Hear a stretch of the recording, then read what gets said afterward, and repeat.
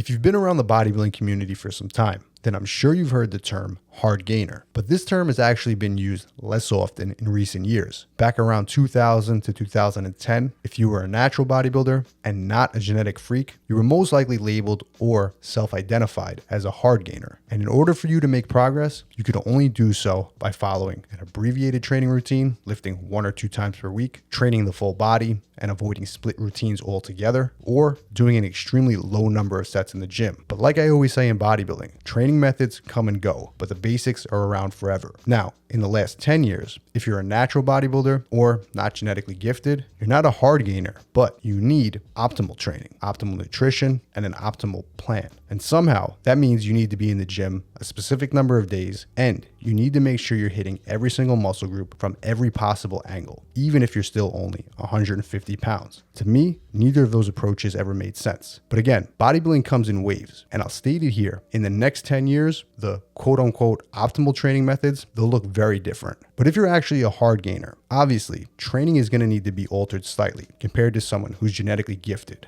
The guys that can grow from just looking at the weights. But if you are a hard gainer, which approach should you take? The answer to that actually comes down to what makes you, quote unquote, a hard gainer in the first place. Many people throw around that word that don't fully understand it. Many say it's skinny guys who can't put on weight. I say those are guys who just aren't eating enough food. Many say it's guys who burn off too much energy doing higher volume training sessions. I say those are just guys who haven't learned how to dial in their focus or intensity to make those sessions productive. My definition of a true hard gainer is not a hard gainer at all. It's someone whose body doesn't recover from a high level of stress and fatigue the same way someone else might. This is completely genetic, and it's the exact same reason that one person can function well on 4 to 5 hours of sleep per night, and another needs 8 solid hours just to feel normal. That's not a personality or individual mindset difference, but a biologic one. Genetically, we all require different amounts of rest. And sure, lifestyle factors can heavily influence that, but at the end of the day, it's something we all have to prioritize, and training